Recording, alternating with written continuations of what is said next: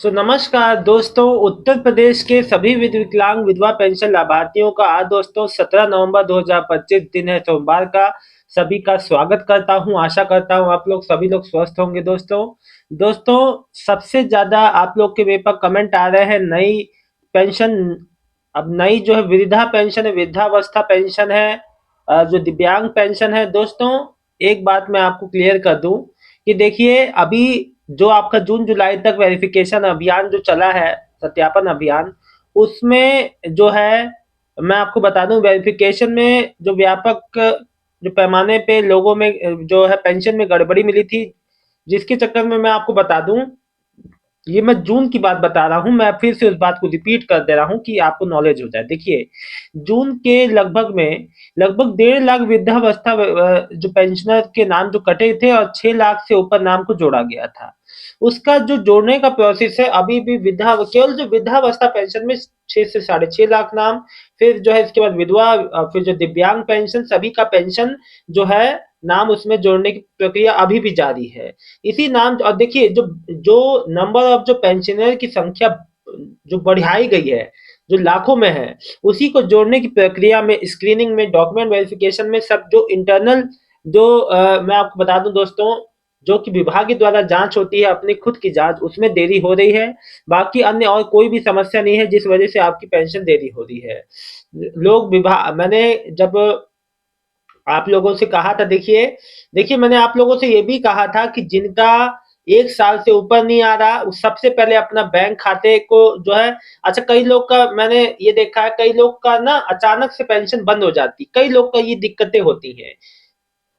एक बात मैं आपको बता दूं, देखिए अगर आपका कोई ऐसी दिक्कत हुई है जो आपको सब मतलब कि बहुत समय से दिक्कत है, तो प्लीज आप लोग उस चीज के प्रति जागरूक होइए। अगर आपकी पेंशन एक एक किस्त के बाद भी, एक किस्त आपकी कट गई, फिर अगली किस्त भी नहीं आ रही, अगर ऐसा कुछ है तो आप सीधे अपने जो नजदीकी पेंशन डिपार्टमेंट है, जहां भी आपका विकास भवन में पड़ता है या जहां भी आप, वहां पे संपर्क कीजिए। आप वहां पे इसकी सूचना दें और बताएं कि मेरा पेंशन ऐसे ऐसे बंद है। अपना संबंधित डॉक्यूमेंट, आधार, अपना बैंक की पासबुक लेके जाएं दोस्तों। देखिए, जब तक आप अपनी चीजों के प्रति जाग कई बार क्या होता है ना, कई जो चीजों से आपकी पेंशन आती है, मतलब कि कई माध्यम होते हैं, उसमें कोई भी माध्यम में कोई भी टेक्निकल इशू या कोई भी दिक्कत आ जाती है, या कई बार जो है ये मतलब कि कोई भी इशू आ जाता है तो इसको रेक्टिफाई कर दिया जाता है, यानी कि सही कर दिया जाता है। लेकिन उसके लिए आपको एक्टिव होना पड़ेगा दोस्तों। नए पेंशनियर, हाथ जोड़ के विनती है मेरी कि आप अपने पेंशन में एक बार ये जरूर देख लें कि आपके बैंक में डीबीटी एनपीसीआई एक्टिव है या नहीं।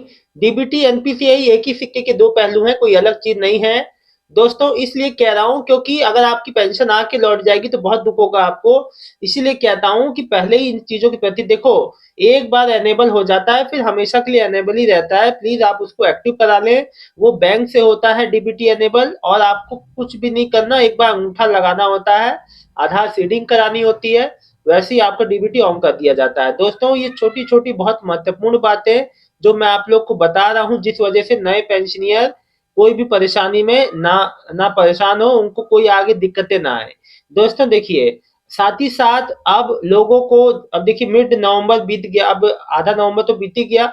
अब इसके बाद धीरे धीरे अक्टूबर, नवंबर, दिसंबर का पेंशन का किस्त भी अगले महीने से लगना, लगभग 15 से 20 तारीख के बीच में, यानी कि सेकंड से थर्ड वीक के बीच में पेंशन पेमेंट लगना चालू होगा।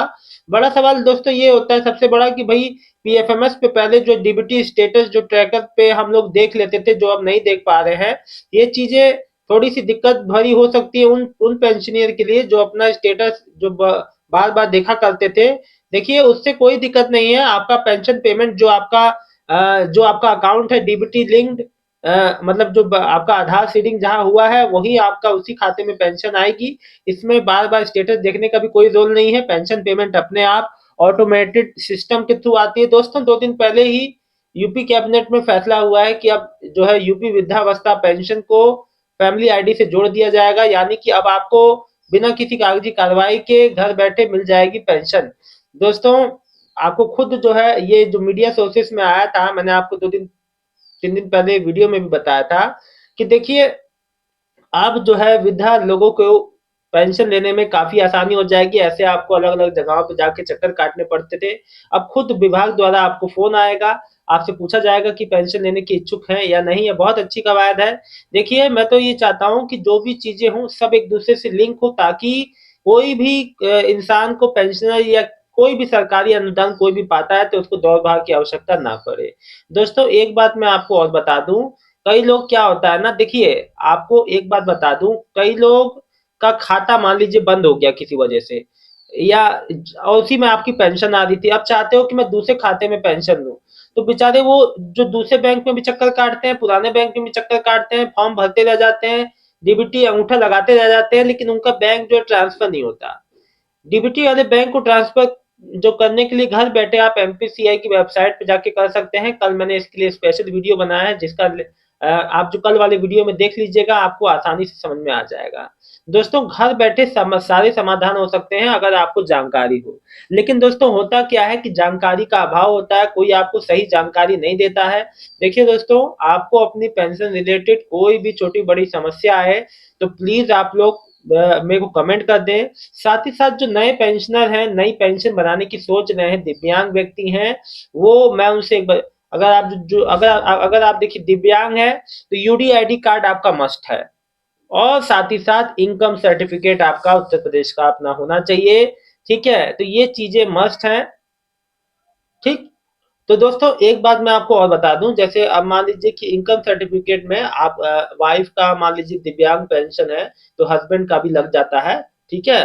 तो वैसा कोई दिक्कत नहीं है। देखिए दोस्तों एक बात मैं आपको बता दूं, विधवा पेंशन है तो जो आपका जो मृत्यु प्रमाण पत्र है जो आपके हस्बैंड का वो लगेगा मुख्य तौर पे इनकम सर्टिफिकेट और ये चीजें जो बेसिक डॉक्यूमेंट होते हैं। दोस्तों देखिए एक बात मैं आपको बता दूं, आप जब पेंशन जो नई पेंशन बनवाने जाते हैं तो अपने कागज में कोई भी मिसमैच ना हो रहा हो, कोई भी चीज ऐसी गड़बड़ ना जाए जो आपको आपका पेंशन अप्रूव ना हो पाए। देखिए जब नई पेंशन बनने में 4 से 6 महीने का समय इस बार देरी हो रही है, लोगों का एक एक जो 10 10 महीने से नहीं आया मैं मानता हूँ, कभी कभी हो जाता है किसी साल में, तो ये चीजें ठीक हो जाएंगी। लेकिन आप लोग अपने स्तर पे कोई गलती ना किया कर। कई बार लोग कहते हैं हमारी पेंशन के लिए अप्लाई किया था हो नहीं पाई। देखिए तो उसका मुख्य जो कारण होता है वो होता है अपनी ओर से कुछ ऐसी गलतियां हो जाती हैं जो हमें नहीं करनी चाहिए। मान लीजिए आपके आधार में अलग नाम है या कुछ डेट ऑफ बर्थ में अंतर हो गया या किसी अन्य डॉक्यूमेंट में आपका कुछ और है ना? तो ये चीजें आपका बैंक अकाउंट जो विवरण दिया है वो जिसमें डीबीटी आनी है वो खाता फ्रीज है, आपका आपका खाते में ट्रांजैक्शन ही नहीं है तो पेमेंट नहीं आती है। तो इन सब चीजों के बारे में आपको थोड़ा सा जागरूक रहना पड़ेगा। दोस्तों थोड़ा सा एक्टिव रहेंगे, जब भी आप पेंशन के लिए अप्लाई करने जाए तो इन बातों का खास ध्यान रखें। और देखिए जो दिव्यांग भाई बहन है उनके लिए यूडीआईडी कार्ड मस्ट है। दोस्तों फिलहाल इस वीडियो में इतना ही। और एक बात बता दूं, जो नई जितने भी पेंशनियर अपनी पेंशन का इंतजार कर करके परेशान है, देखिए मैं आपको बता दूं, पेंशन जब प्रोसेस में रहती है तो एक दिन भी हो सकता है आज भी आ जाए, परसों भी आ जाए, चाहे एक जो 15 दिन या महीने में भी आए। प्रोसेस वाले का कोई जो क्लियर नहीं होता डेट का, इसलिए कोई डेट हालांकि कोई जानकारी आ जाएगी, वो बात अलग है कि गवर्नमेंट द्वारा कोई मीडिया सोर्सेज में जानकारी आए तो मैं आपको तक वो जो पहुंचाऊं, लेकिन फिलहाल अभी कोई अपडेट नहीं है।